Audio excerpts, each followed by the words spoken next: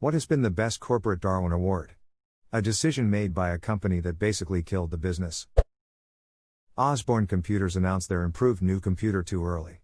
Everyone stopped buying the current one. It took so long for the new one to be released that the company had basically folded. Yik Yak. An app designed around anonymity and community messaging.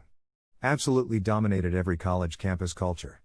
They decided to remove anonymity, essentially becoming local Twitter. By the time they reversed it, the app was dead. On my campus, it actually died well before removing anonymity. It used to be hilarious, and then was deluged by and subsequently became nothing but thirsty dudes posting variations on anyone looking to hook up. It was awful. Whole thing died over the course of a few months. Thirsty dudes reposting anyone wanna hook up, single ladies near city. And who wants to see my eggplant emoji, are the bane of every anonymous app. And they don't even try to be clever or original. They just spam the exact same thing constantly, with no awareness of the stank of desperation wafting off of their putrid, soulless howling. You would think filters could be developed to mitigate this. Natural language filtering is one of the hardest problems in computer science. Not a CEO, but I have to nominate myself. I ran a commercial painting business out of a business park in Glen Burnie, Maryland. Another lot was occupied by a guy who was running a t-shirt silk screening business and came around to some other owners in the park asking if anyone wanted to buy into his shirt company because he was going to bid for a license to print official Orioles products. For a few grand, he wanted partners. We told him to get lost. That company would go on to become Under Armour. Oh man. I had a girlfriend many years ago who told me that her grandfather, or great-grandfather, Ike, had told Henry Ford to get lost. My dad decided that his first investment ever would not bear fruit if he put money into the Xerox IPO. That $10,000 investment would have grown to $20 million by 1980. Oh well. Nokia actively decided not to jump on the smartphone train when it first started being a thing. Before the iPhone, Nokia had something like 70% of the international phone market. A couple of years later, they had like 5%. Milwaukee Railroad with their Western line to Seattle in the 1970s. It was mostly electric with wires and gantries, except for a small gap in eastern Washington. Instead of filling in that gap, they scrapped the electric power and switched to diesel engines. Just before the oil crisis of 1973. Then their accountants said it was unprofitable, so they deferred maintenance further and further, leading to trains running from Minnesota to Seattle at a maximum of 10 miles per hour, before scrapping and selling off everything west of North Dakota in spring 1980. Then a couple of years later, someone found out the accountants had been double entering all expenses for the past decade. Even at 10 miles per hour, the line had still been turning a profit, right up to abandonment. The entire line went under and was sold off. So what happened to that money? Were they embezzling it, or actually just ducked up and there was a pile of cash in a room somewhere that everyone thought belonged to someone else? Honestly, they were just stupid. They thought railroading was dead and wanted to get the company out of railroading. Yeah. They wanted to get a railroad out of the railroading business. Mind-boggling. This was the 70s. A lot of companies got out of their core competencies because diversification, which killed or nearly killed many companies, see AMF and Harley-Davidson. AOL was the gateway to the internet, complete with Discord, analog messaging, email, and search. When they decided to stick to dial-up and refused to become a broadband ISP, they killed themselves. They had a huge contented user base and threw it all away. When you're old enough that things are a Discord analog rather than just like AOL Messenger. This whole thread is reminding me of how old I'm getting. It's like Discord but 20 years ago. Flickr was a great photo display site that I used to log into several times a day. It had a quite simple, usable interface with a lot of white space so that photos could stand out by themselves. It was great if you were a hobbyist photographer. You could get inspiration, try things out, post them, and get almost immediate feedback from other users. Then they changed it into a real mess. As soon as you opened a page, the site tried to cram it with as many pictures as possible, all without context or titles. I keep an RSS feed so that I can watch out for new pictures from photographers I followed. It hasn't changed in months. I haven't been on the actual site in months. The best feature in Flickr was the ability to view metadata with every photo, meaning that you could see all the camera settings, all the camera specs plus aperture, exposure time, whether or not the flash went off, etc. It was super useful to be able to see that information right alongside every photo, not just for your own photos but for everything that was there. I used it for teaching university photo classes for non-majors from around 2007 to 2015. Somewhere towards the end of that time frame, Yahoo came in and crapped it all up, requiring multiple layers of sign-ins, having their ugly brand and ads everywhere you look, and reducing the level of perks for people who were willing to fork over for premium memberships.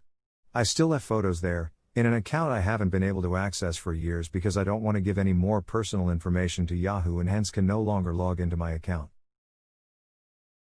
Yahoo has such a talent for killing the companies it buys, haha. Flickr is one. Then Tumblr, which they just destroyed this month. As well as Yahoo. MySpace. They had already lost a good chunk of users to Facebook, but they still had a core community of users they completely alienated with their redesign. Oof, and Tumblr. LiveJournal bans dicks and titties, users flock to Tumblr.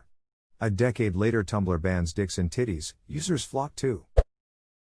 Ratner's Jewelers in the UK was almost destroyed by its own CEO, who in an after-dinner speech called his own products crap. The value of the Ratner Group plummeted by around 500 million, they closed 350-plus stores and it very nearly resulted in the firm's collapse. www.theguardian.com Bussiness 2014 August 22 Gerald Ratner Jewelry Total Crap 1992 Archive n.wikipedia.org Wiki Gerald Ratner. It's one hell of a speech. How to kill a company in 10 seconds. Ratner's doesn't represent prosperity, and come to think of it, it has very little to do with quality as well, he began. We do cut glass sherry decanters complete with 6 glasses on a silver-plated tray that your butler can serve you drinks on, all for $4.95. People say, how can you sell this for such a low price?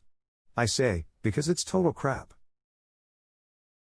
Don't forget the comparison to a sandwich. Our products cost about the same as a Marks & Spencer's prawn sandwich, the only difference is the jewelry doesn't last as long. Oh no baby, what is you doing? I admire his honesty, but at the same time, damn he dumb. Yik yak for trying to become a real social media platform. RIP.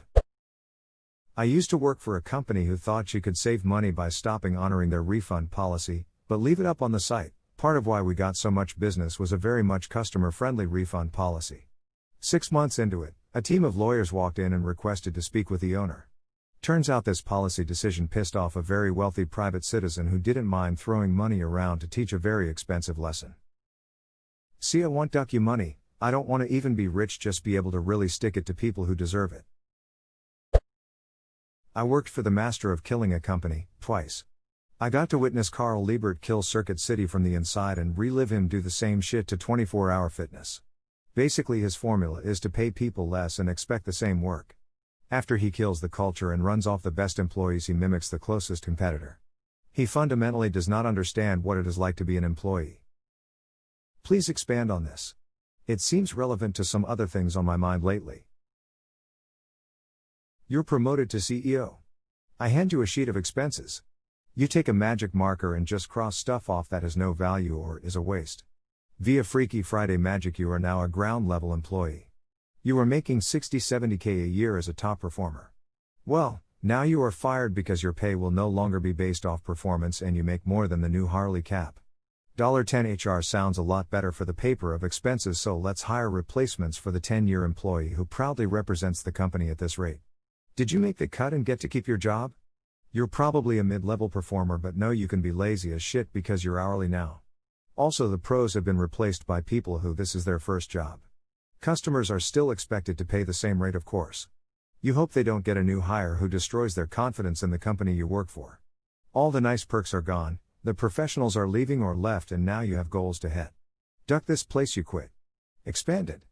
Edit, man, I could go on for days about this, but Christmas time and family and such. LifeLock's advertisements with the co-founder Todd Davis SSN on the sides of trucks and on TV, telling people to try and steal his identity, because LifeLock was protecting him. Don't antagonize the internet. That did steal his identity. 13 times. Within 2 years. He lost millions of dollars. Also, his identity was stolen so much, the FTC ended up fining the company $12 million for deceptive advertising because they weren't 100% effective like the ads claimed. After that, the company kept getting fined and sued. It's still around, but nowhere close to the strength it was. So like the time Ubisoft made a new kind of DRM and said it was unbreakable. No need to say that it didn't last 24 hours. Edit, if I may add, I think it was for one of the early Assassin's Creed games.